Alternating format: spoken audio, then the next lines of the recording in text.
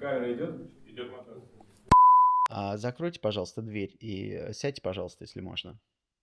Владимир Вольфович, расскажите, пожалуйста, как вы себя ощущали на излете Советского Союза? Как вы восприняли приход Горбачева и как вы на этом фоне вообще пришли в политику?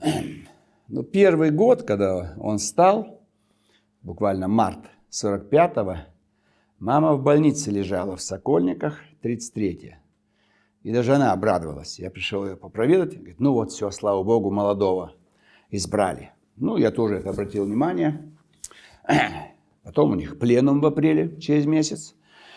Наметилось какое-то ускорение, улучшение. Поэтому вот этот 85-й как-то мы спокойно все восприняли. 86-й – это вот трагедия Чернобыль. Вот, это тоже как-то вызвало уже ощущение чего-то нехорошего. Вот. Потом этот летчик сел, Руст. Совсем непонятно было, как сел с такой мощной системой ПВО и сразу сотни генералов, офицеров в отставку. То есть на первом этапе нравилось, потом стало вызывать беспокойство, потом уже сомнение, а что он вообще делает, Горбачев. Допустим, его борьба с Ельциным. Я видел, что и Ельцин не подарок. И 89-й год мы начали ощущать уже приближение кризиса, потому что пошли события. Фергана, там турки, месхетинцы, Тбилиси, Баку, Вильнюс. И то, как-то мы еще думали, может быть, действительно, в чем-то Кремль не слишком жесткую линию проводит, а там вроде бы демократии хотят или еще чего-то. Но 89-й, когда мы увидели, как критикуют нашу страну, все эти вот типа Коротич, главный редактор «Огонька», ему подобные, там Попов, Афанасьев, Сахаров, вся эта межрегиональная депутатская группа, это уже не нравилось. И к концу 89-го уже появилось какое-то неприятие их. И 90-е вообще, так сказать, стало ощущение того, что Горбачев все делает неправильно. Вот он в Рейкьявике встретился, потом на Мальте. И я иду по бульварному, по-моему, кольцу, а там везде газеты висели для людей почитать. Я читаю, как раз там визит, Горбачев, Рейган, переговоры. Рядом мужик стоит, читает, такая же газета рядом, везде была эта информация. И начал говорить, только я стою один. Почему-то он меня избрал таким собеседником, не спрашивая меня, хочу ли я слушать, но он правду стал говорить. Все, Горбачев сдал, все, это враг, что он творит, что он... Видимо, он слушал какие-то голоса зарубежные. Или, может быть, работал в разведке где-то. То есть он владел информацией. Я еще подумал, что он говорит. Вроде бы весь мир приветствует Горбачева, у нас к нему хорошо. Мне это очень запомнилось на всю жизнь, почему этот мужик оказался в этом месте и стал как бы мне вот говорить. Он на меня даже не смотрит, также читает статью и говорит, я все слышу. И потом я смотрю, все это оказывается правдой, что это предательство, измена. Может быть, он в каких-то спецорганах работал или хороший был такой. Тогда еще политологов мало называли. Но начитанный человек, может быть, откуда-то у него была информация, что Горбачев не то делает. Вот. Ну и в конце 89-го мы уже провели учительный съезд ЛДПР. Вот. А в марте 90-го свой съезд. Единственное, здесь я не был сторонником радикалов и левых коммунистов. Фронты все эти были. У нас был российский общенародный какой-то фронт. Скурлатов его возглавил. Память этого общества, Васильев. Значит, немножко так, кто-то так как-то настороженно я смотрел. Что он однажды пришел ко мне, потом уже в Думу, и говорит, там, вот мы там, как-то вот, что они действуют. Говорит, вот мы подходим, спрашиваем, ты православный? Да. Нет, голову сносим. Что, варвары, что ли? Если человек не православный, его убивать, что ли, надо? Но потом он погиб, по-моему. Вот. Потом Ранее это было. То есть были радикалы-националисты, левые радикалы и радикалы-демократы. Все три силы нас не устраивало. Нас, ЛДПР, меня. Поэтому мы самостоятельную нишу заняли. И во время ГКЧП только мы вышли на защиту СССР. Ни коммунистов, ни советской власти. Мы только против одного выступали. Против расчленения страны как территории. Пожалуйста, там, вводите частную собственность, не знаю, там какую-то гласность, разоблачайте, памятники сносите, ставьте. Но территорию не трогайте. Вот в этом мы отличались от них от всех. Потому что они ходили прям кругами по Манежу, по Тверской, долой СССР, долой КГБ, долой советскую армию, все долой. То есть опять 17-й год. И я понимал, что это нам только во вред. И действительно, все, что они, все их лозунги они реализовали, навредили страшно. Я даже на определенном этапе как-то относился спокойно к тому же Ландсбергису. В январе 91-й уже, я поехал. Там был еще такой Воронин, комитет прав человека, что ли, нет, Союз демократических сил имени Сахарова. Так он назвал. Потом исчез, и его нет, этого союза. Но мы поехали. Ландсбергис, там в очереди стояли полдня. Мы даже какой-то вот так поговорили с ним. Нам казалось, что там, может быть, действительно они хотят какой-то демократии. В Ригу поехали. Там встретились с наиболее известными людьми. В ресторан пошли вечером в Риге. И Алкснис, я его плохо еще знал. Он сел вот справа от меня, темный зал. Вдруг какие-то мужики, латыши, по-русски говорят, но акцент. И меня зовут выйти туда куда-то. Я вышел, потом они при свете на меня посмотрели и, видимо, ошиблись. Потом Алкснис рассказывал, что они хотели его убить.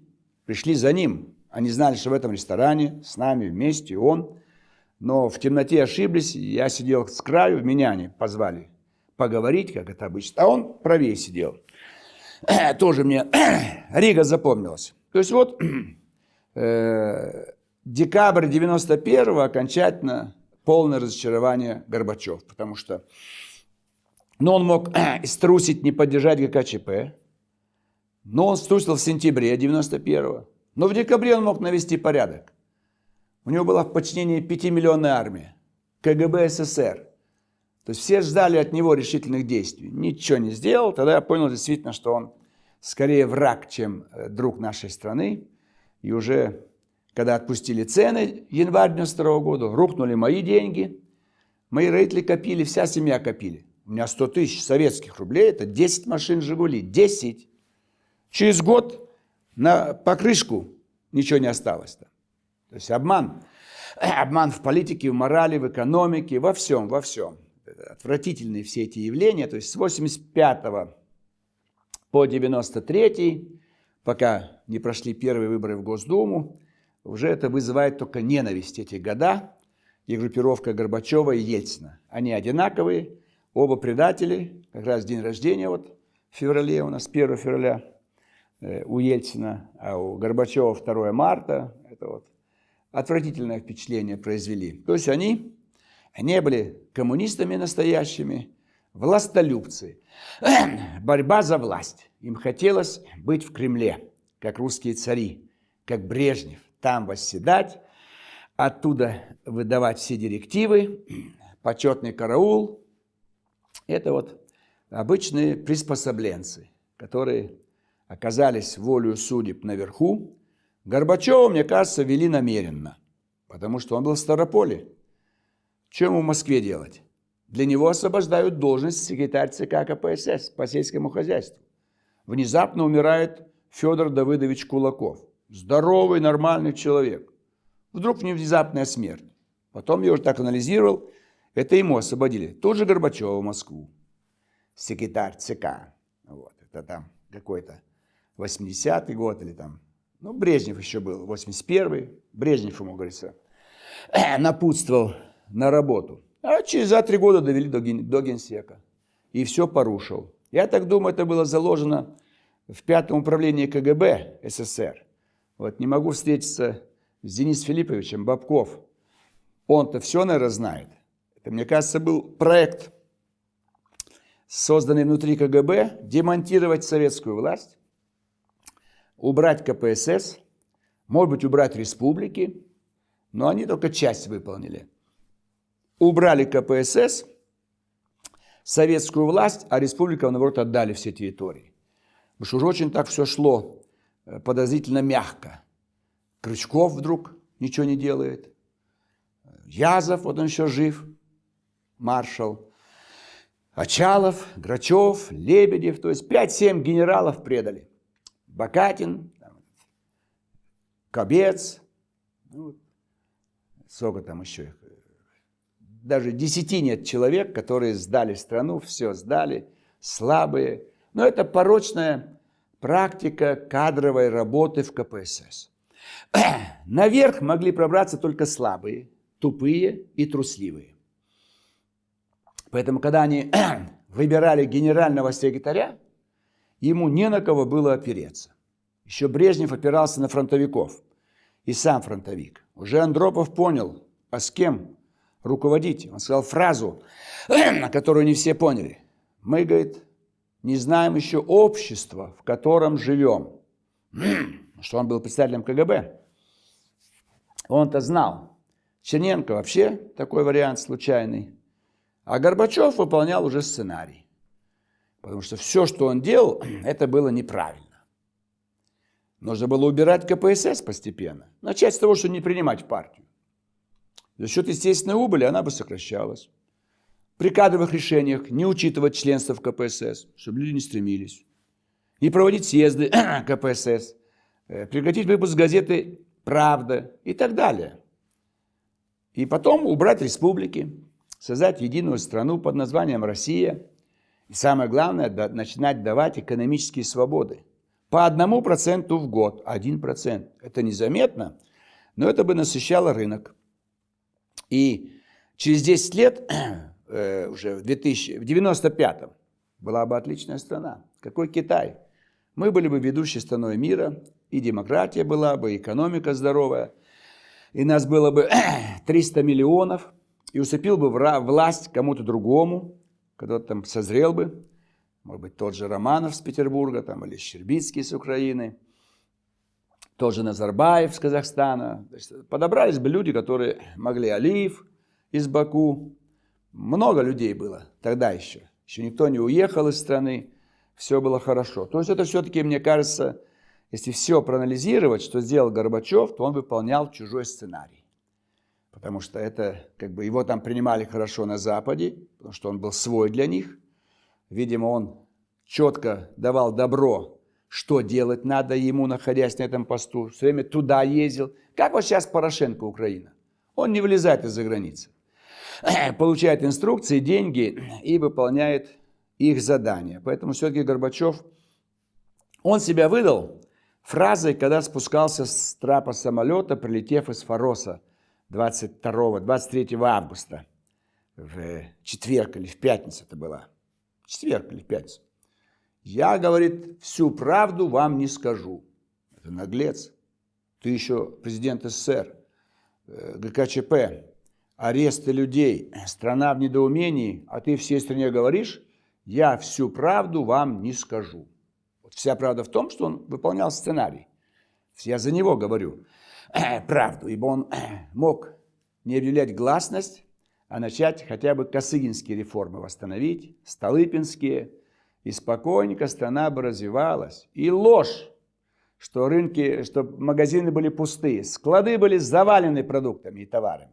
Специально не выпускали в торговую сеть, чтобы знали, что будут отпущены цены, и в январе завались товаров. Поэтому ложь, что вот пустые прилавки, а все рынки были полные товаров. На рынке-то, я имею в виду, продуктовые. Там в 2 раза дороже было. Скажем, в магазинах мясо рубль 82, а там 4 рубля. Ну и что? Люди были в состоянии потратить больше денег на питание. Но если бы не мешали производить, то мы бы завалили бы продовольствием всю страну. Поэтому Горбачев все-таки выполнил сценарий Запада по уничтожению страны. Владимир Вольфович, Да. я вас перебью. Да, вы перебивайте, а то я слишком долго говорю. А потом в фильме 3 фразы моих оставите. Я уже сколько раз интервью давал. Ну, раз одна фраза. И непонятно, из контекста вырвут. И людям непонятно, что я хотел сказать. А давайте про Путч Ну? немного поговорим. Когда вы поддержали ГКЧП, у вас было ощущение, что у них есть шанс удержаться? Конечно. Я оживил иерархию власти. Мощная КПСС, почти 20 миллионов.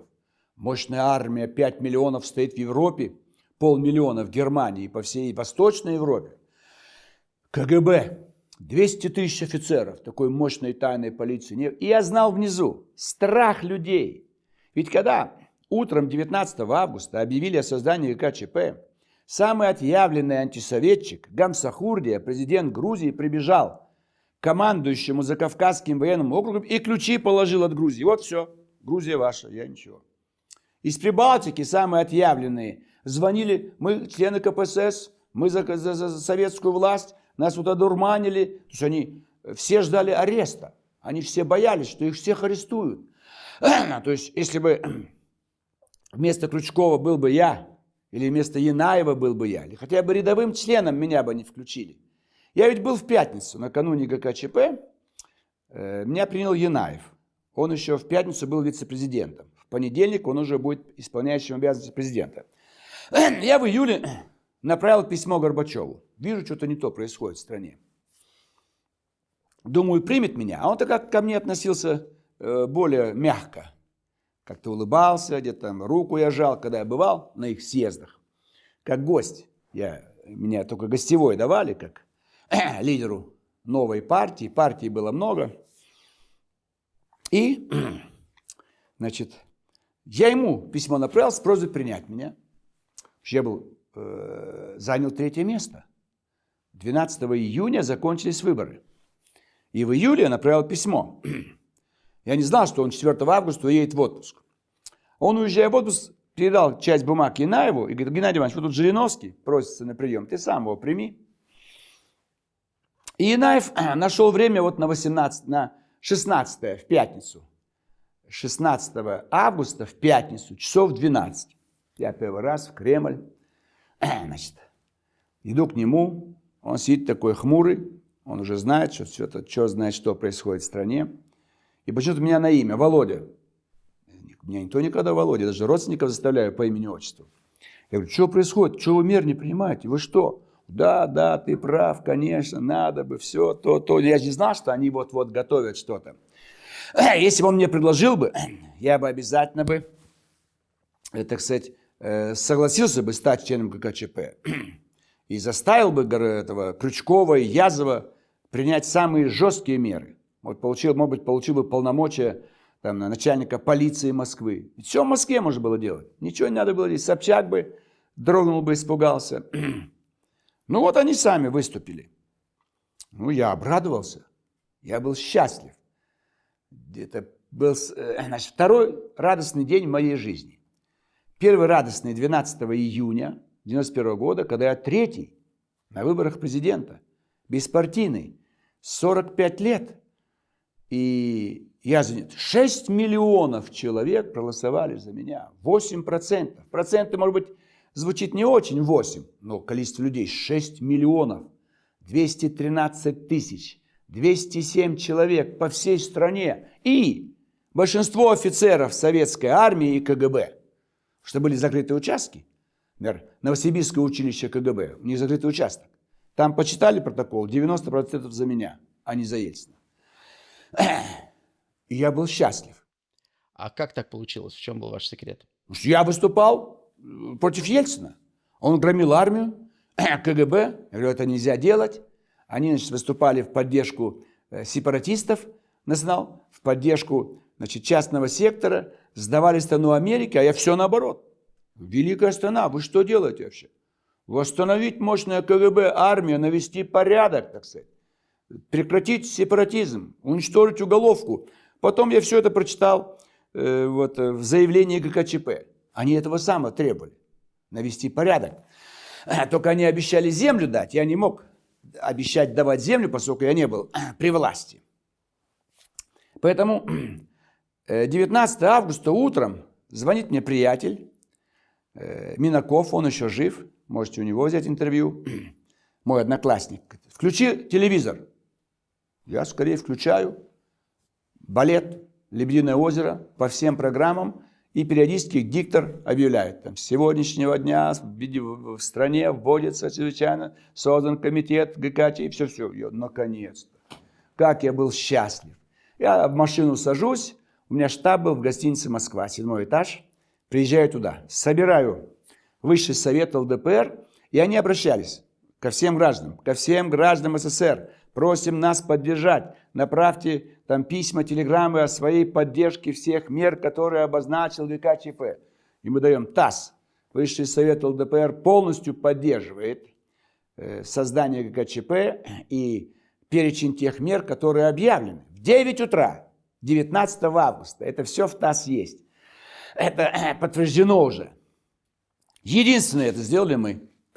Остальные по телефону звонили в ЦК КПСС, еще куда-нибудь. Поэтому, когда врут, что никто не поддержал, поддержала целая партия, и главное, я, как кандидат в президенты, еще вот буквально 1,5 месяца прошло. 2 месяца, июль, август, 2 месяца там и неделя всего, 70 дней, всего прошло. Это был радостный день. Все, наконец. В 11 через 2 часа смотрю в окно, танки подошли. Я счастлив. Все. И дана команда Калинин, был такой, или Калитин, командующий Московским военным округом. И он объявил, ввожу в Москве чрезвычайное положение. После 23 часов никому на улицах не появляться. Будут патрули, аресты, до 7 утра, всем находиться дома. Все, думаю, все, порядок. Потом, уже на 2-й день, что ли, смотрю, танки разворачиваются, уходят. Что такое вообще? То есть, это был радостный день для меня. Потом будет 3-й день радостной победы на выборах, 12 декабря. 3 радостных дня в моей жизни. Выборы президента, ГКЧП и победа на выборах в Госдуму. А почему вы считаете, ГКЧП не удержался? Виноват Крючков. Поскольку это был сценарий КГБ, он всем правды не говорил. Значит, Горбачев и дал за 2-3 месяца им рекомендации, даже поручения, проработать возможность введения в стране чрезвычайного положения. Он понимал, что может быть ситуация такая, что его самого еще расстреляют. Другие. Закон был принят о чрезвычайном положении. То есть они действовали полностью в рамках закона. Были подготовлены документы. Струсил и предал Крючков. Ведь не зря его готовил Андропов там внутри. Цвигун умер, Ценев тоже ушел куда-то. Крючков был начальником 1-го главного управления КГБ СССР. Это служба внешней разведки, как сейчас там Нарышкин, а до него Фродков. Я думаю, он главный. Потому что Язов ввел войска, все в порядке. Маршал подчинился. Армия, так сказать, все готово было. Отдать приказ арестовать Ельцина. Ельцин летел из Казахстана. Они могли его самолет уничтожить в воздухе. Хорошо, посадили. Он едет в Архангельское. Спецназ стоит и смотрит в окна дачи Ельцина. Дайте приказ арестовать. И туда едет Собчак, по-моему, и Хасбулатов, или еще кто-то. Нет, Собчак в Ленинграде был еще. Арестуйте. Первая их ошибка или намеренно. Они не арестовывают Ельцина с Хасбулатовым. Значит, все. Уже без танков можно было все сделать. Это утром 19 августа. И Ельцин смело едет, значит, туда, в Верховный Совет. Там, где у них был, он же президент РСФСР был, там у него была резиденция. Никто не арестовывает. Смело выходит, поднимается на танк. Какие-то рота какая-то переходит на сторону Ельцина. То есть полный такой, именно сценарий на срыв ГКЧП. Объявили, и пошел срыв. Ельцина не арестовывают. Запретили несколько газет. Никого больше не арестовывают, списки есть. Но никаких арестов, ничего не запрещают. Ельцин обращается к народу якобы, не боится, выходит на танк и так далее. Кто-то извещает людей, люди бегут туда, к Белому дому, туда кооператоры везут питание, водку, деньги.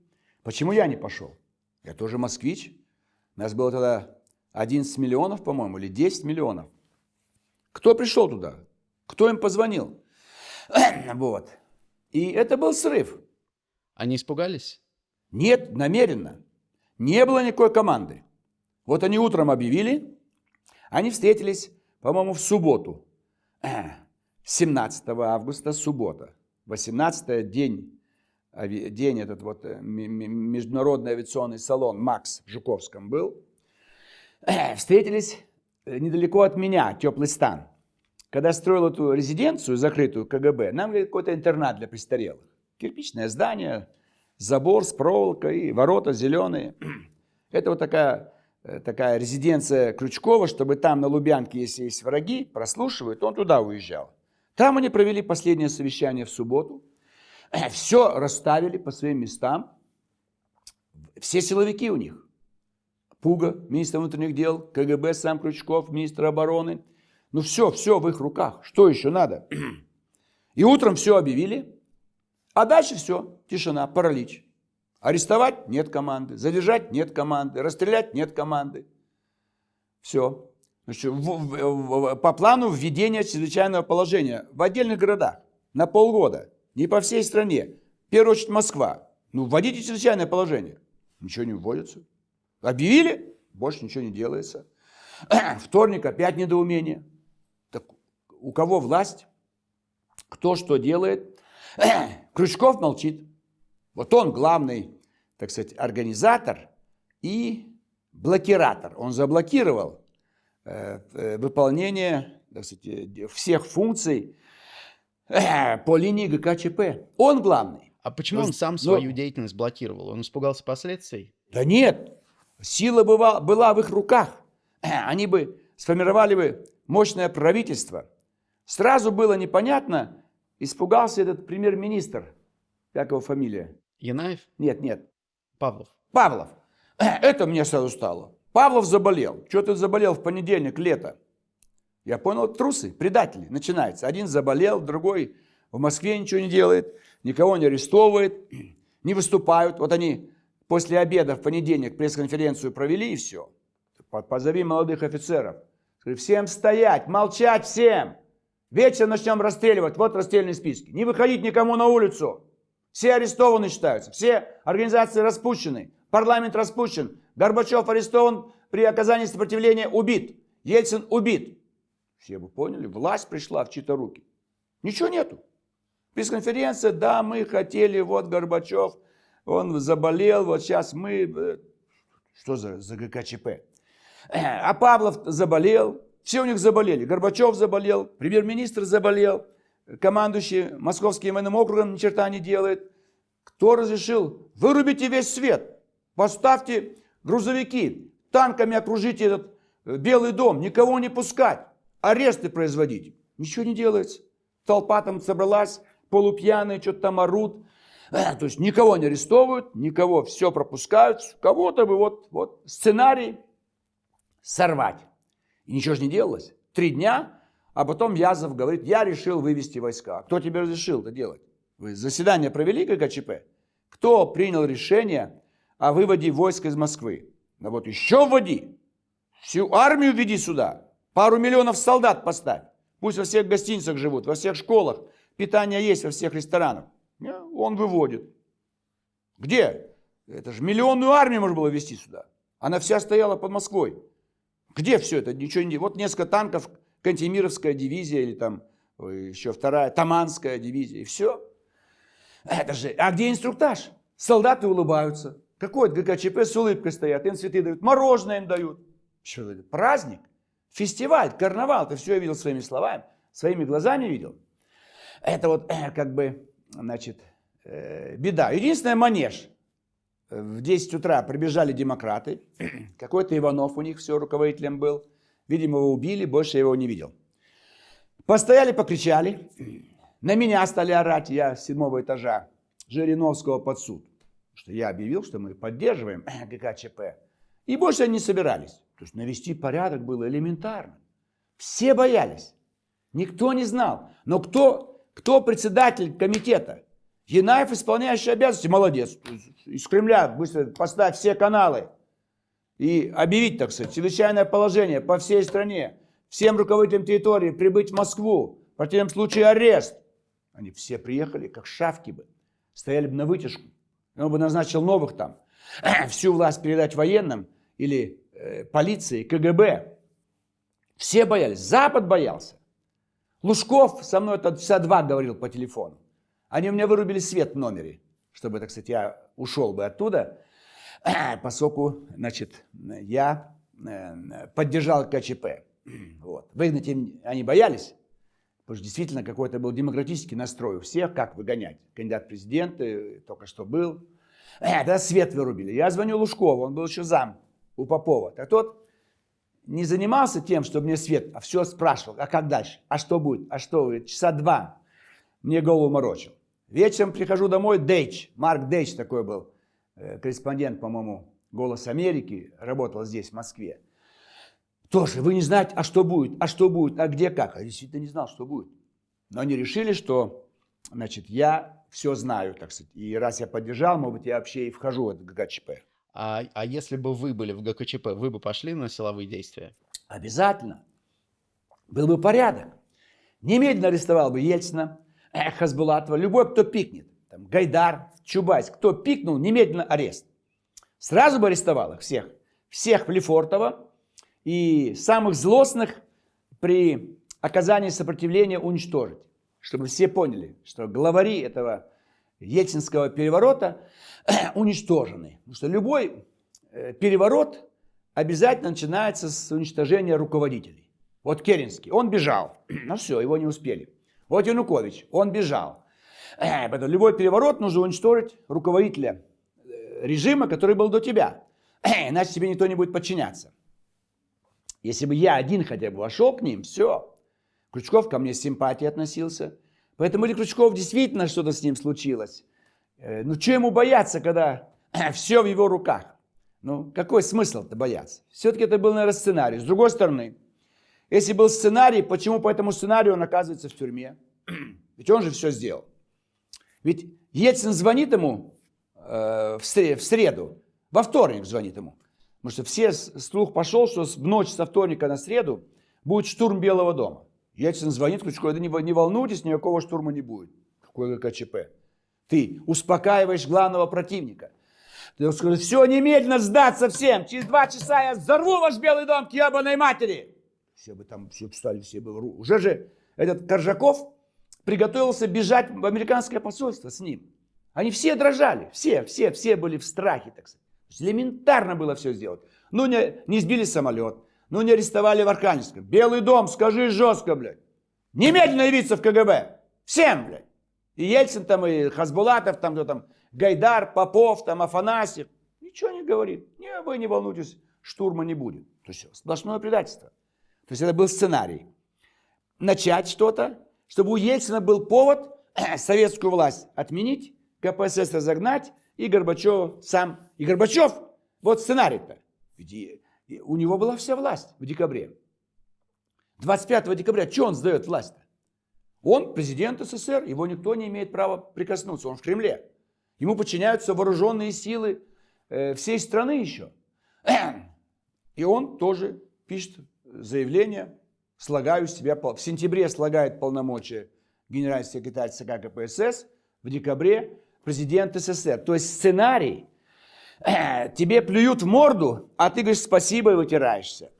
Ну что это такое? То есть я считаю, что все-таки сценарий, разработанный в недрах КГБ при содействии ЦРУ, западных разведок, вот, специально Андропова привели к власти, в этом смысле сделали его из председателей КГБ потом генеральным секретарем. Тогда зачем его убивать? Зачем он умирает? Что почки, нельзя ему там поставить аппаратуру прямо в Кремль? Операцию какую-то сделать? Тоже его убирают, Черненко убирают. А Горбачев до сих пор жив. Видите, главный предатель, он счастлив, он 2 раз женился. То есть сценарий. Крючков, Горбачев, Ельцин. Вот они это все осуществили. И поэтому народ был, так сказать, введен в смятение. Люди не знали, кого поддержать. Кто что будет. Уже в январе стали все плеваться в этого Ельцина и Гайдара. Но в августе наши демократы были счастливы. Вот, наконец-то. убрали КПСС, большевиков, теперь Ельцин, демократы, все будет хорошо. Я понимал, что хорошо не будет. Они меня ненавидели. И только ЛДПР запретили на 1 месяц на территории Москвы. Мэр Попов издал распоряжение. Не имел права. Деятельность партии запрещает только Верховный суд в любой стране мира. А он распоряжение запретить. Кто тебе дал право? Демократы.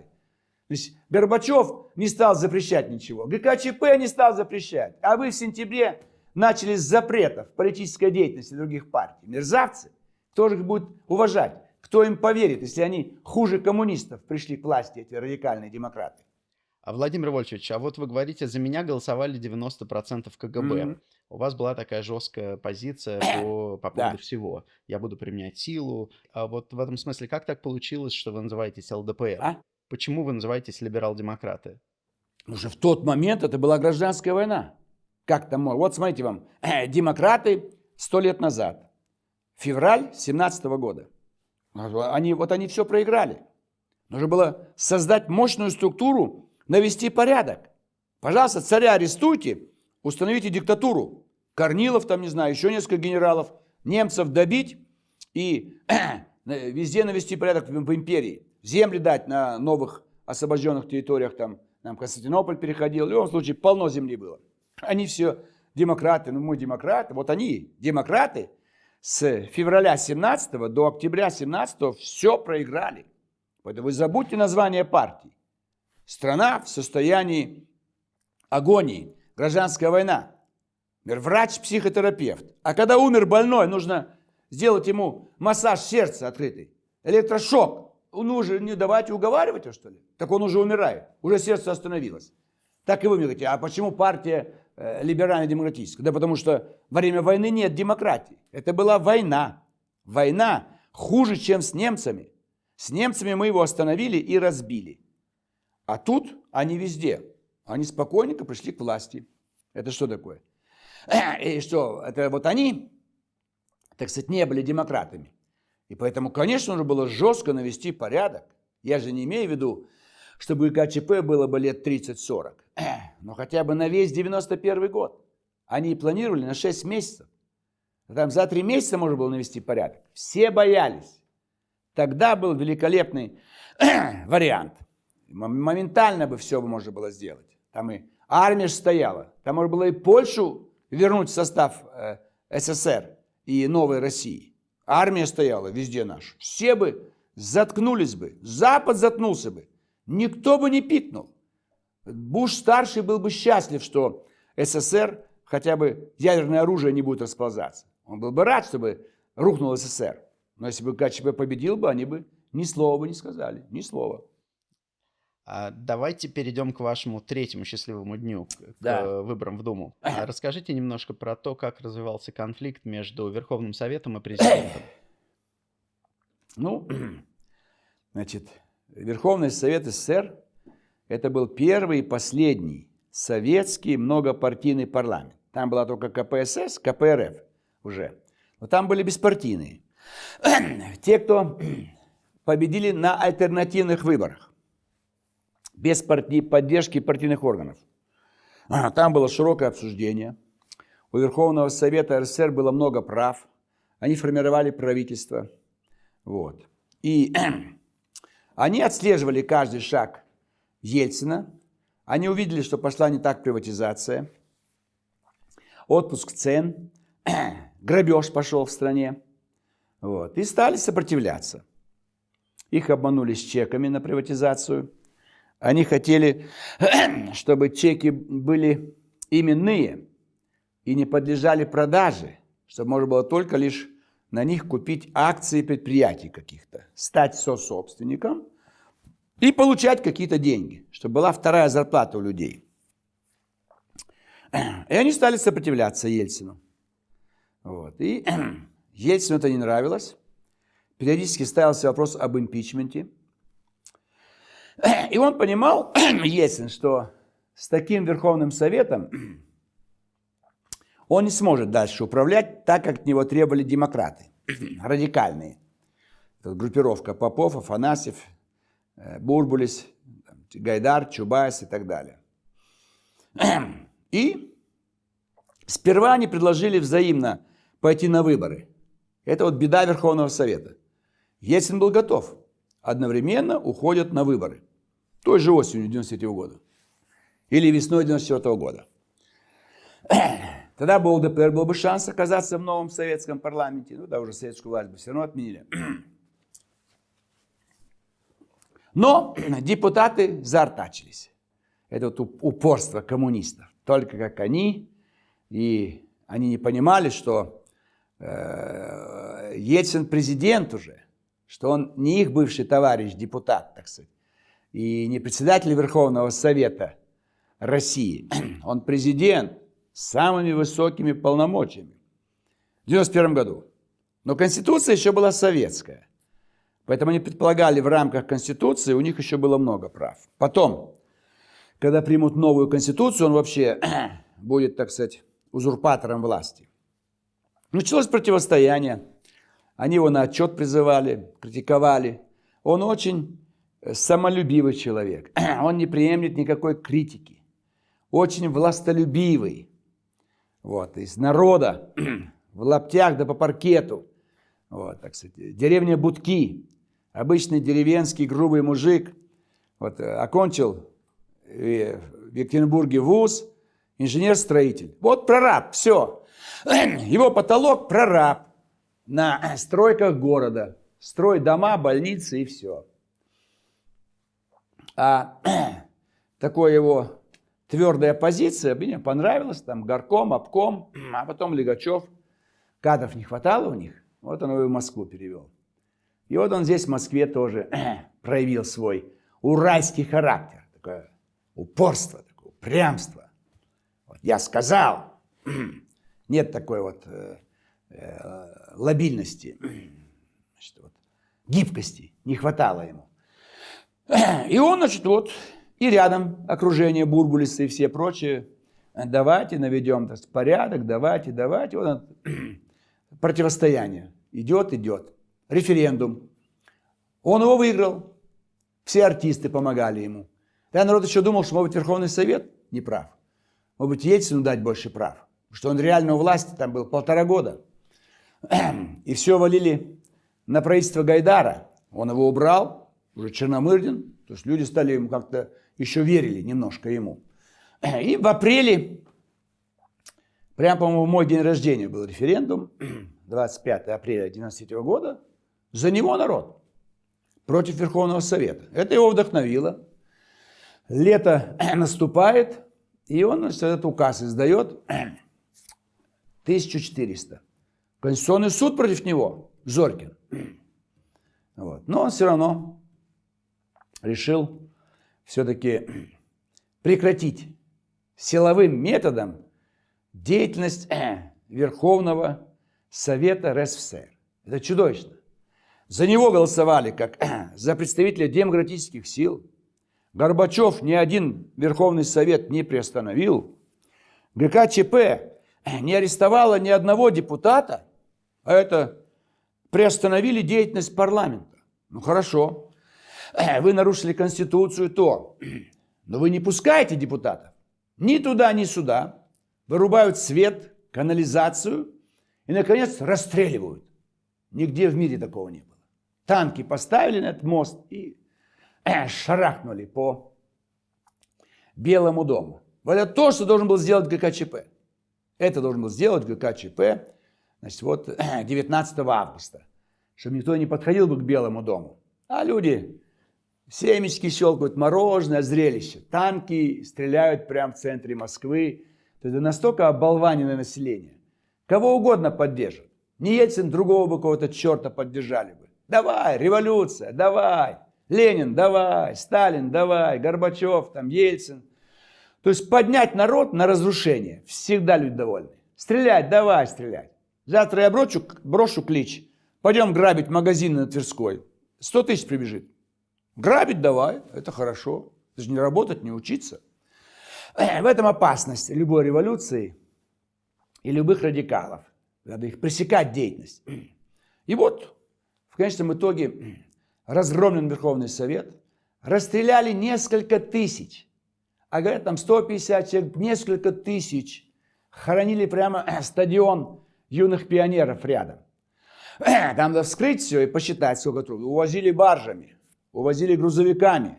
Какие-то массовые захоронения куда-то далеко от Москвы. Вот они сделали то, чего не сделал ГКЧП.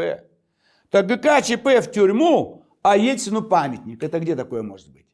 ГКЧП ни одного человека не убил.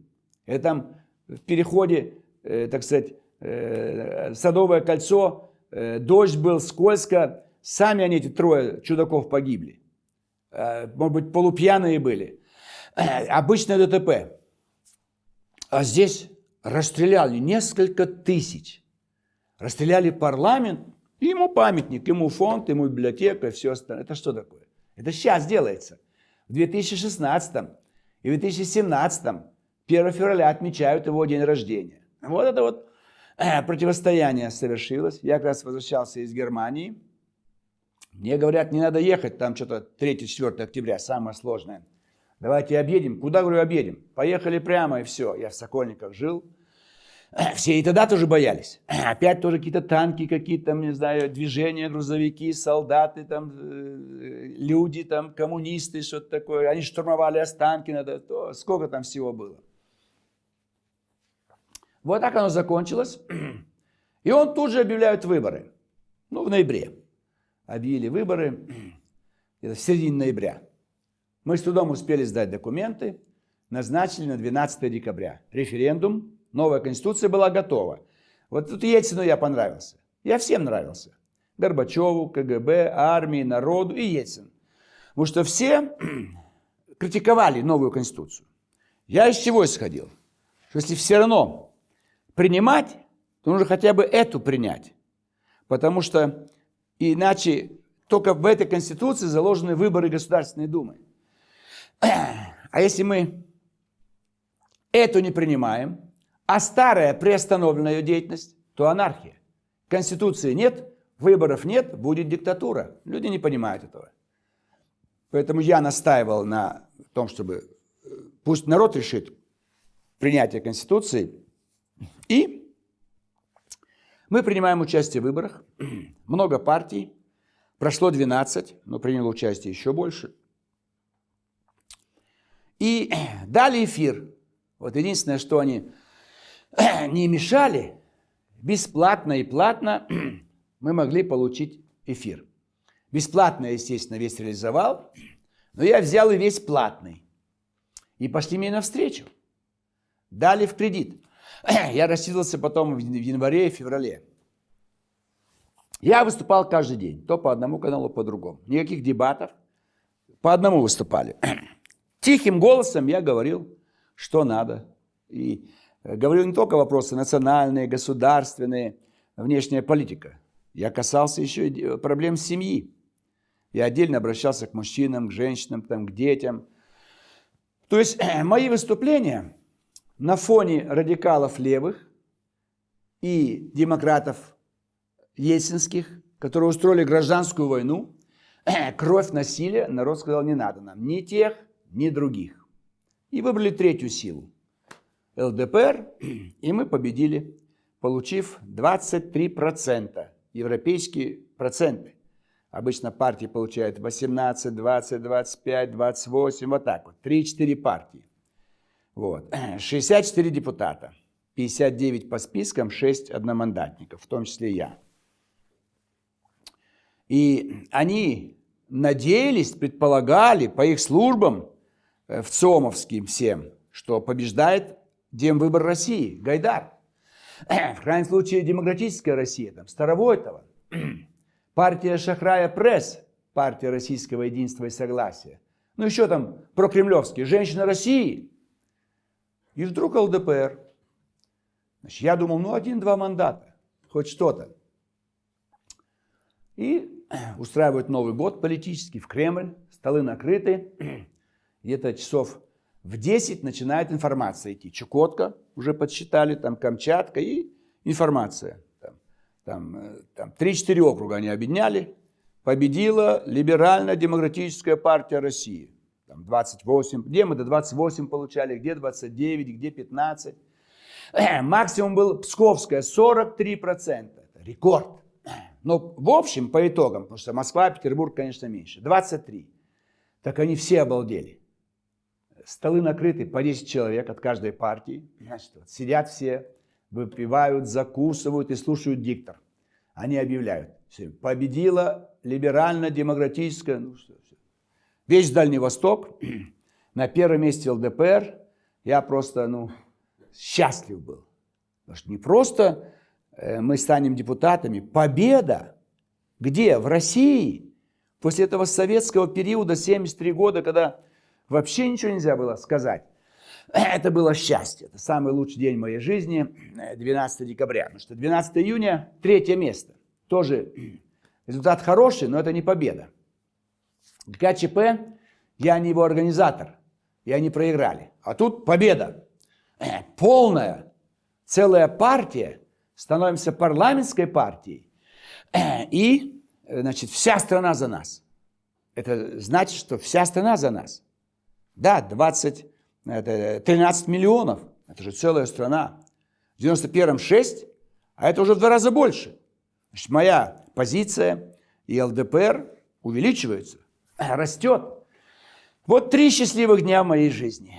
Вот 12 июня 91, 19 августа 91 и 12 декабря 93 года. Это счастье было быть во главе партии, победившей на выборах. Ни копейки денег. В январе приехали сторонники из Ленинграда, тогда еще Ленинград назывался, по-моему, или Петербург уже. Как дела? Да вот говорят, вот кошелек пустой. Я не мог пойти пообедать. Все ушло на выборы. Все, что у меня было, я бросил на выборы, и пообедать мне не было денег. Они взяли, достали, там дали какие-то деньги мне, мелкие предприниматели. Бузов его фамилия, Олег, имя не помню, Бузов. Отец у него контр-адмирал. Вот не было ничего, представляете? Я еще был в долгах, но это было прекрасно. Победа, победить. Весь мир на ушах был. Все телеканалы бросились сюда ко мне. Интервью каждый день. Потому что они не знали, что это такое. И Гор, вице-президент США, тогда он был еще, Клинтон был. Звонит в Москву кому? Гайдару, своим клиентам. Что это за ЛДПР? Что это за Жириновский? Они тоже обалдели. Никто же не знал. Как вот сейчас Трамп. Кто знал? И он объявляет, это, говорит, фашисты пришли к власти. Какие фашисты? А я одну фразу сказал во время дебатов. Не дебаты, а выступлений. Я знал настроение людей. Что кругом засилие было людей, определенной национальности, и все-то определенные артисты. Люди устали. Я говорю, я хотел бы, чтобы ведущими на всех телеканалах России были бы, так сказать, люди с голубыми глазами и светлыми волосами. Из этого сделали вывод, что я хотел бы, чтобы больше было славян на телеэкранах. И вот они решили, что вот это как бы расизм, фашизм. И Гор так и Клинтону доложил, и весь Запад, нас везде внесли в списки экстремистские организации. Радикальные организации, никакого фашизма. Я просто хотел, чтобы были ребята с русскими лицами. Это же Россия. Ну, в конце концов, у меня голубые глаза и светлые волосы. И шатен это нормально для России. У нас брюнеты это вот цыгане там, или Кавказ, а все славяне обычно шатены. Так сказать, даже прибалты у нас тоже шатены, тоже, у них там карие глаза, зеленые, но с голубым. Вот Путин у нас сегодня, вот Путин, шатен и голубые глаза. Что? Тоже нельзя говорить, каким должен быть президент России. Пожалуйста, что еще? Владимир Вольфович, вы сейчас описали достаточно демократическую процедуру. Вот вы говорите, мы пошли на выборы, мне давали выступать, мне никто не мешал, народ высказался, и вот я победил. То есть в той ситуации была реальная демократия? Это были самые свободные выборы. Это я подтверждаю, потому что уже 7 раз прошел через выборы. Сейчас выборы президента 6-й раз пойду. Самый свободный. Но в чем минус? Вот они подгадили немножко. Смешанная система можно, хотя это невыгодно. В Европе пропорциональная система, только по партийным спискам. Но вот по округам 225 мы везде выдвинули кандидатов. А люди не знают, кто от ЛДПР-то, как им голосовать. И я говорю, напишите список, там 10 человек кандидатов, поэтому напишите партийную принадлежность. Вот они не стали писать. В этом их была ошибка, потому что они боялись, что их люди не пройдут. И действительно, они много провели по округам своих, как сейчас «Единая Россия» провела 300, там, не знаю, 30 человек, а не 225, 200 почти, больше 200 человек по этим одномандатным округам. Вот это была их ошибка. Если бы они указали партийную принадлежность в каждом округе, то избиратели ЛДПР бы отметили бы кандидатов в депутаты по округам. Мы могли бы получить 100-120 мандатов. Это была вообще мощнейшая партия, фракция. В этом плане вот этот минус был. Я просил, я говорю, вы укажите в бюллетене партийную принадлежность. Человек не будет идти искать там, дайте мне по округу биографии всех этих кандидатов. Да, к какой партии относится. У людей нет времени. Он пришел, взял 2 бюллетеня. ЛДПР он согласился. А здесь он на Абум Лазаре кого-то там поставил. Это сложность была. Но в смысле проведения кампании никто не мешал, и весь эфир был наш. Но я умел выступать, а у них некого было послать. Они мямлили там что-то такое, и впечатления на избирателей не произвели. Поэтому действительно было свободно полностью, пресса. Но денег они нам почти не дали, а своих не было. Вот на выборы президента они мне дали $200 тысяч. Но тоже так все обставили, что я не смог их истратить. Только 80 тысяч. Заказал плакаты. 120 тысяч осталось. 96-й год? А? Да, 91-й. 91-й. А 93-й тоже денег-то нам не давали никаких. А где мне было взять деньги? То есть выборы, это бесплатно я сделал. Если мне дали вот там 100 миллионов, тогда если было в миллиардах нужно было давать, 100 миллиардов, недоминированные еще были деньги. Потом в 98 году их, так сказать, нули уберут. И мы бы могли получить вообще 150 мандатов. То есть бесплатно. Но благодаря вот этой гражданской войне они боялись дать указания на местах, сделать выборы по партийным спискам и по округам в пользу Гайдара или Шахрая, или женщин России, Лахова была во главе.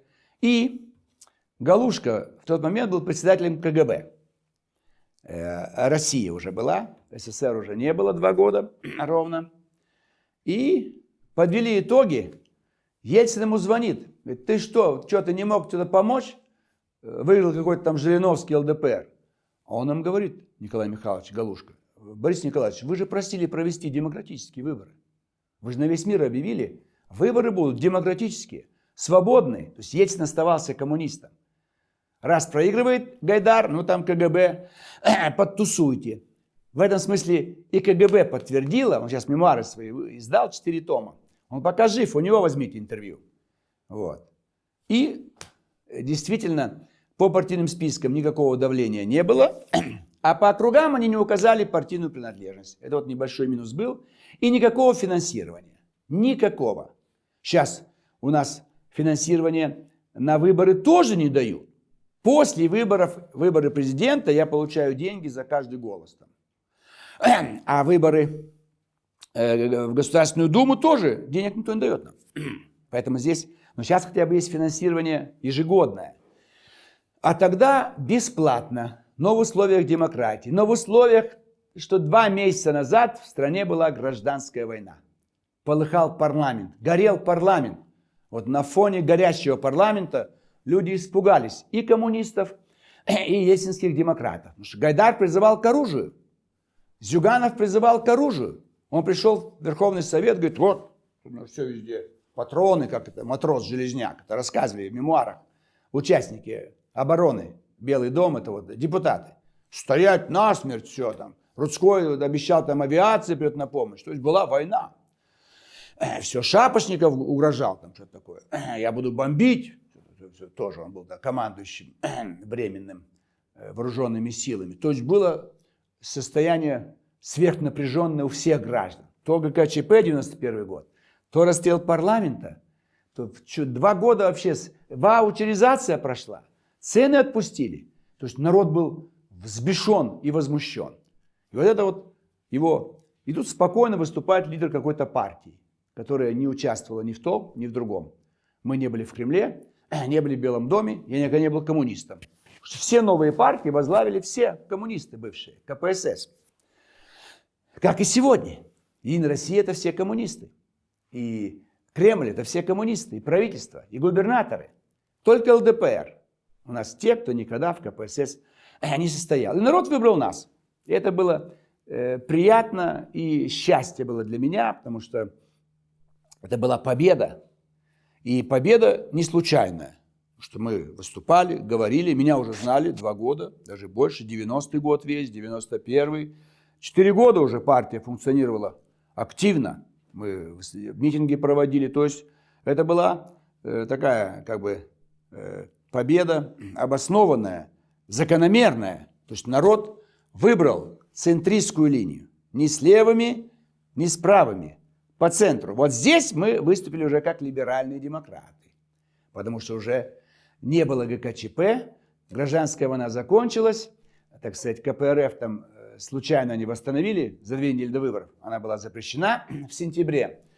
Вот здесь мы требовали демократии, требовали свободы, допустить всех к выборам, дать возможность всем высказаться. И это все было предоставлено. То есть выборы 12 декабря были самыми демократическими в Европе, в мире и в нашей стране. Вот уже 23 года новой демократии, таких выборов нету. 23 года. Вот мы сейчас получаем меньше, чем тогда. Партии уже 27 лет, а мы получаем мандатов меньше. Почему? Нас знают лучше. Ситуация не очень хорошая экономическая. А вдруг мы получаем всего вот там 13%, а не 23%. Где наши 10%? Должно быть увеличено уже. 30%, 40%. Мы же 27 лет на политическом фронте. Меня знает каждая собака. Не только в нашей стране, по всему миру. А на выборах результаты вот такие. Обкарнали нас. Налог на демократию. Поэтому кто такие демократы? Задавайте вопрос, вот кто называет себя тоже демократами, и от их демократии пахнет террором больше и авторитаризмом. А мы за это. Дайте свободные выборы. Вот они дали свободные выборы, а у нас результаты меньше. Как так может быть? Нас знают лучше. А новая партия, их Единая Россия, вдруг получает абсолютное большинство. 343, а ситуация плохая. Значит, ситуация ухудшается, а кремлевская партия получает все больше и больше. Но это же дикость. Такого не бывает никогда. И ситуация уменьшается, то и правительственная партия ухудшается, она опускается. Как Америка. Пожалуйста, там нету резкого экономического ухудшения, но побеждает оппозиция. Трамп – это оппозиция. Хотя эта партия правящая много раз была, но власть была в руках демократов 8 лет. И все службы говорили, что побеждает Хиллари Клинтон. Победил он, потому что ситуация другая в стране. Владимир Вольфович, а как вы отнеслись к амнистии ГКЧП и Рудского Хасбулатова? Так вот, амнистия ГКЧП до сих пор лгут. Да. То одни говорят, Ельцин объявил, то кто-то еще объявил. Это все продукт ЛДПР. Мы шли на выборы, в том числе, почему за нас голосовали. Я сказал, что мы выпустим всех членов ГКЧП и всех, кто арестован по событиям октября 1993 года. Остальные нет. Коммунисты не предлагали освободить. И демократы. А мы предлагали. И как только мы начали работать в парламенте, подготовили проект постановления и с трудом набрали 226 голосов. Ельцин разозлился, всех же выпустили. Это немедленное исполнение политической амнистии, экономическая. Но мы были авторами чисто вот политической амнистии. Вот. И он убирает прокурора своего. Как его фамилия, сейчас не помню уже. Казанник. Казанник. Вот он его убирает. То есть Ельцин прокурора наказал, как сейчас Трамп убрал прокурора. А до сих пор лгут, что якобы кто же освободил-то всех? Кто амнистию провел? Государственная Дума. А кто автор постановления? Кто его подготовил? И кто упрашивал голосовать? Коммунисты требовали комиссию создать, потому что их люди погибли. Демократы требовали комиссию создать по ситуации, по делам, значит, это вот, расстрела парламента. Только мы говорим, давайте освободить всех. Вы понимаете, мы же требуем всех освободить. И действительно амнистия прошла. Все вышли на свободу. Хасбулатов позвонил, поблагодарил и Очалов. Остальные даже спасибо не сказали. Из тюрьмы вы вышли все. И Язов тот же, и Вареников, там, и Лукьянов. Никто. Люди, вот, совесть у них хромает у всех. Очалов же. Он говорит, я слышал в камере, как там выступаешь, говоришь, почему генерал Очалов в тюрьме, даже фамилии их называл и так далее. То есть мы провели амнистию. Вот опять либеральная демократия, гуманизм. И сейчас выступаем за полную декриминализацию Уголовного кодекса. И постоянно выступали только с демократических позиций. Возьмите 95-й год. У меня пресс-конференция. И я говорю, вот Америка изменится. Та политика, которая сейчас была, Клинтон, это вот демократы, это долго не будет идти. Лет через 20, я даже назвал дату, лет через 20, значит, вот как раз 15-й год, но выборы произошли в 16-м. То есть через 21 год мои предсказания, какой будет Америка в будущем, полностью сбылись. Я сказал, что Америка перейдет к политике изоляционизма. Может держать весь мир в своих руках, за все платить, за все отвечать они не смогут. И прошли годы, это произошло. Я говорил про ситуацию на Ближнем Востоке, и тоже предсказал ее за 20 лет. И тоже все произошло, как в моей книге «Последний бросок на юг». То есть основные предсказания, обоснованные, не гадания, как там Баба Ванга, а как специалист, востоковед, все они сбылись вот в эти годы. И это вызывает ненависть, кончая вот предсказаниями победы Трампа.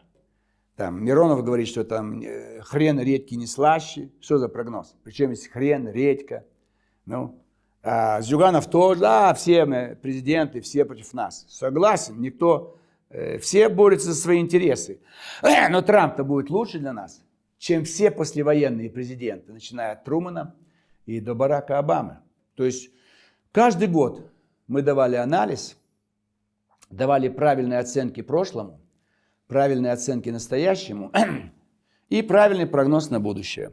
Это мы делали и подтвердили то, что партия современная, либерально-демократическая, партия, которая выступает за свободы, но мы не хотим, чтобы была война, чтобы убивали. Вот сейчас на Украине что? Там можно действовать либерально-демократическими методами, каждый день расстреливают людей. Там идет гражданская война, значит, там, естественно, нужны какие-то силовые действия, чтобы эту войну остановить. А переговоры не дают. А за 3 года убиты десятки тысяч людей. Поэтому нельзя так говорить, вот вы не либералы, но либерализм в условиях спокойствия и мира. А если война, как у нас, с 85 там, по 93 сегодня на Украине, то здесь, конечно, нужны другие методы. Другие методы нужны, но мы вот в 95 году 2-е место заняли мы на выборах. Вот 7 раз мы участвовали. И прошлогодние выборы мы опять имеем лучший результат. Это опять с трудом, со скрежетом заявляют об этом политологи. Потому что мы сохранили большее число наших избирателей. У коммунистов было 92 мандата, сейчас 42. Где 50? Больше половины потеряли. Справедливая Россия было 64, сейчас 23. 40 потеряли. 2/3 потеряли практически. ЛДПР меньше всех. Поэтому у партии устойчивый ядерный электорат.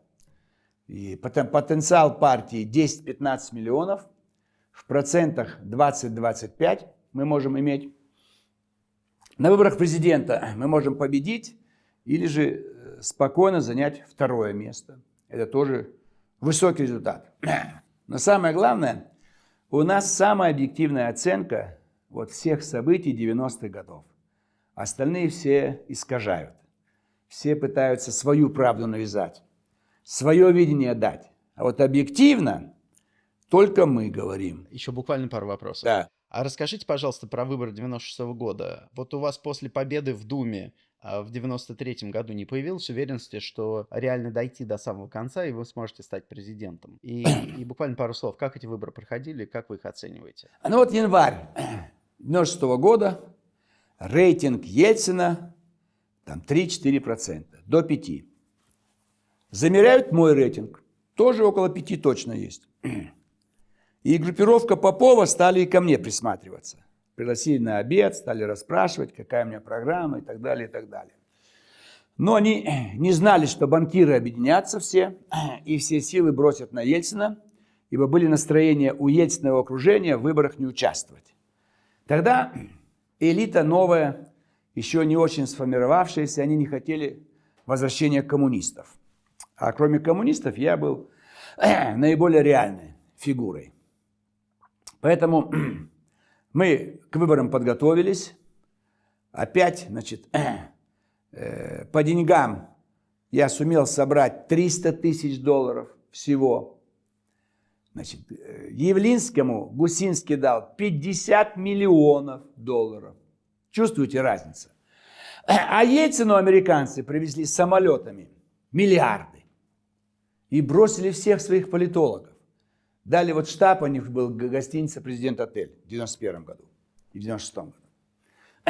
И коробками таскали этот ксерокс, этот Чубайс, там, это уже, так сказать, по $500 тысяч. То есть наличными. Все артисты опять, все чиновники, уже новая армия у них, КГБ новая, все силы бросили, полная фальсификация выборов.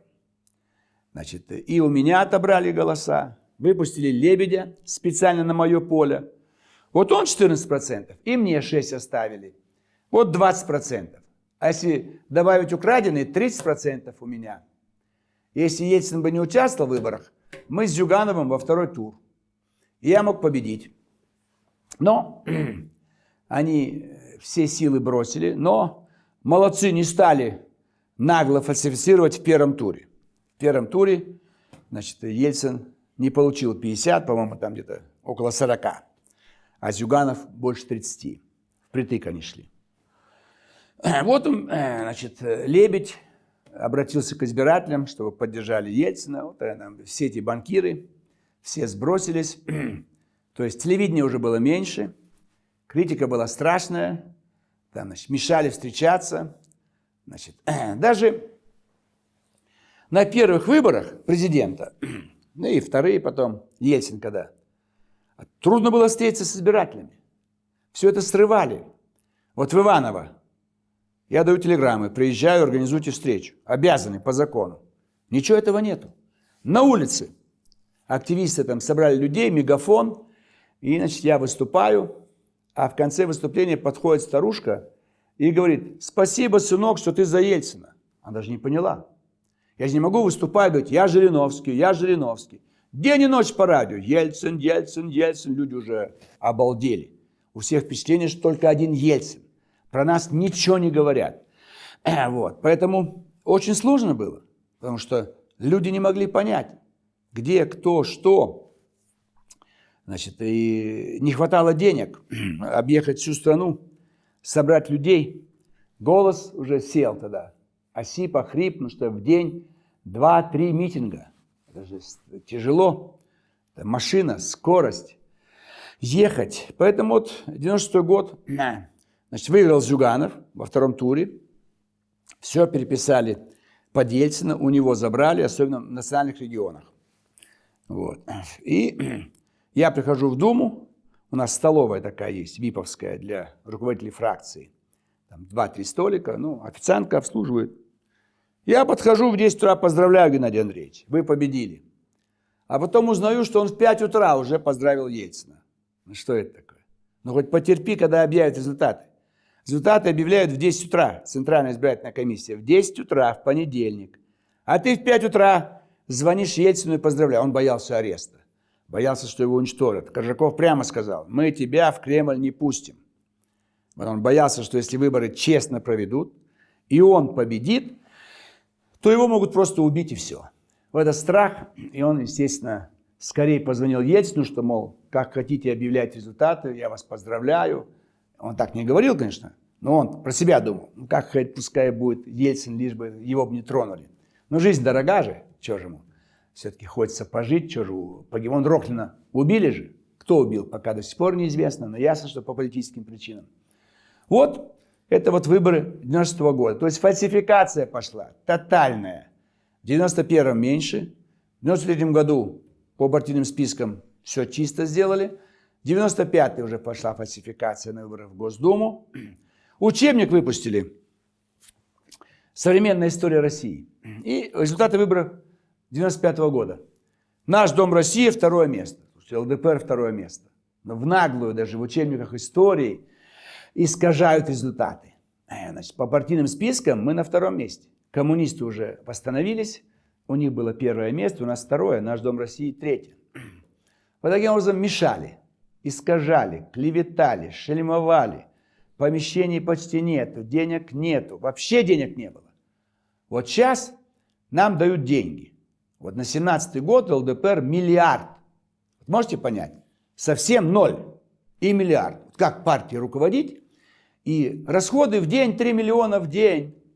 Меня удивляются те люди, которые создают партии. Ты иди сюда, подойди.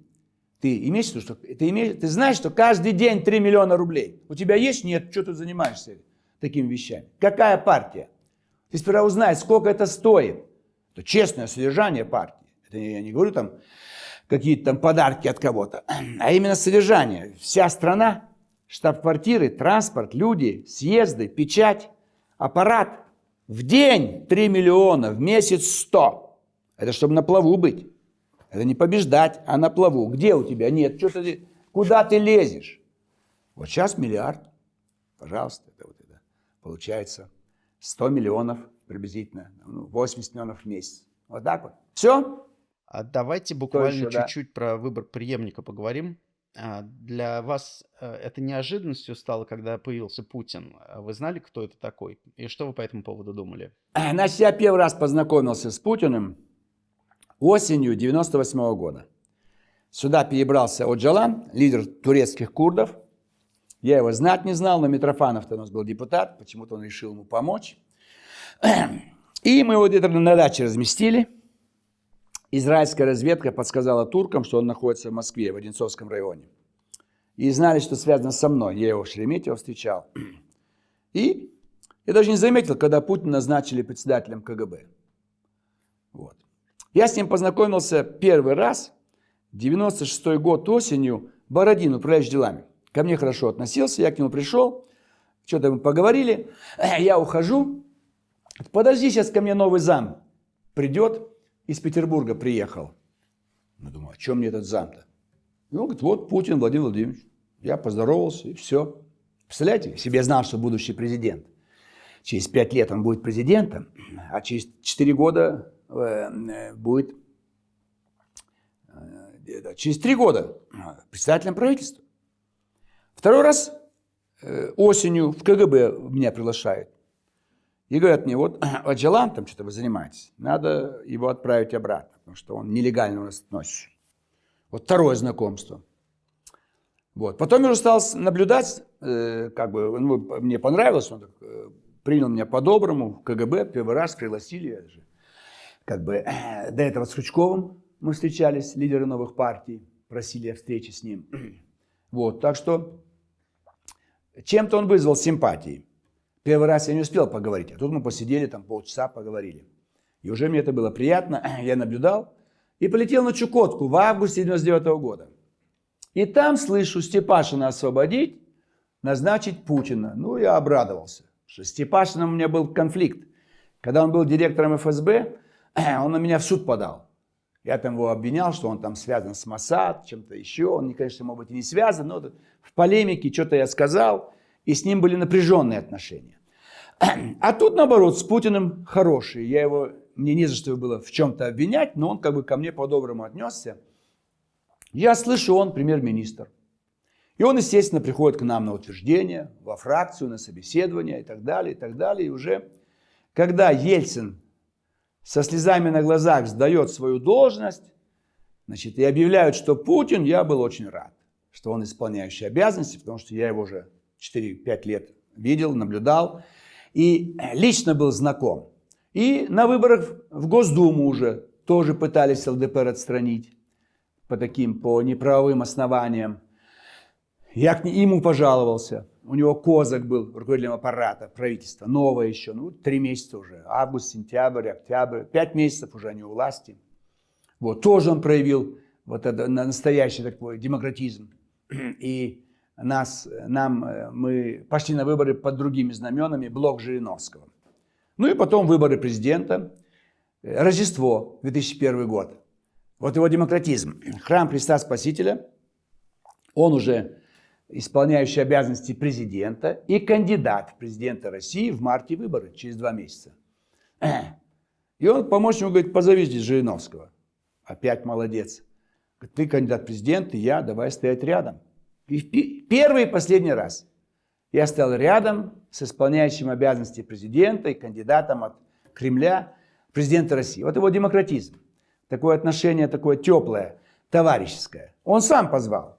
Я с той стороны стою, ну, как обычно, там, виповские места, билет у меня. Позвал, я рядом с ним стал. Вот это мне понравилось в этом плане, и поэтому на фоне Ельцина, конечно, это был самый лучший вариант, положительный во всех отношениях на тот период. Вот, это мне понравилось. И на выборах президента, так сказать, он побеждает. Особенно нас не трамбовали. Вот, он, по-моему, получил 52% и в один тур. Вот это вот как бы события, связанные с преемником. И Ельцин здесь какие-то симпатии вызвал. Потому что мы устали от него 9 лет, и вдруг он, который рвался к власти через танки, через кровь, через ГКЧП, через унижение Горбачева, вдруг сам сдает, так сказать, свои полномочия. Это было великолепно. Когда Горбачев сдавал полномочия Генсека, было неприятно. Это твоя партия, съезд собери. И перед съездом повинись и сдай полномочия, пусть другого изберут Генсеком. Полномочия президента сдает. Ты что, страна? Ты что бросаешь страну, так сказать? Тебя никто не... А тут Ельцин. И он тут же объявляет преемника. Хотя это тоже неправильно. Как ты можешь преемника? Что, монархия, что ли? Ты сдал должности и уходи, все. Естественно, по Конституции, исполняющим обязанности, премьер-министр Путин, мы знаем об этом. Но ты объявляешь, вот мой преемник. Это вот, с одной стороны, молодец, уходишь, с другой стороны, как царь говоришь. Цари этого не делали никогда. Умри, потом люди определяют, кто будет другим царем. Никогда русский царь не объявлял, кто после него будет его наследником. Это все по закону о престолонаследии. Есть закон о выборах президента. И Владимир Владимирович идет на выборы. Что ты объявляешь? Вот мой преемник. Ты что, царь русский, что ли? Ты страну всю разорил, так сказать. Вернул границы 17 века. Тебя под суд отдать. Психушку загнать тебя. Это тоже неприятно было нам всем. Как бы, что выборы выборами, я вот тут уже определил, кто будет. Ну, вот. Он остался коммунистом, понимаете. Как он был, он так и умер, как коммунист. Ну вот, что делать. Такова история страны. Приходится терпеть и тех, и тех. Это во всех странах мира. Он на Трампа как напали все шавки. Нормальный, хороший президент, давай со всех сторон тявкают, лают. И вот, какая же демократия? Народ избрал, все. У него такая позиция, он программу выполняет свою. Он ничего нового не делает. Он не вытаскивает какие-то указы тайные. Он вводит указами те пункты своей программы, которые слышала вся Америка. И за эту программу голосовала Америка. Теперь подчиняйтесь 4 года, а скорее всего 8 лет. А после 8 лет он может продлить еще на 3 срок. Или дочь Иванка пойдет 8 лет, зять пойдет. Он, может, пришел на 24 года. Демократия.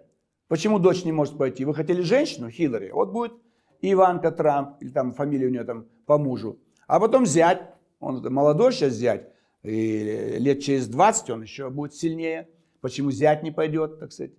Так что демократия. Поэтому мы хотели бы, чтобы везде была демократия. Но не в условиях гражданской войны. Поэтому у нас 91-й был тяжелый, 93-й тяжелый. И Ельцин ушел с трудом. Сейчас вот уже мы надеемся, что вот стабильность есть определенная, политическая в нашей демократии. И надеемся, что хорошо выборы пройдут в марте 2018 года. Если я сумею победить, это будет великая история. С Трампом мы всю планету зажмем в крепкие руки и наведем порядок. Удачи вам. Спасибо.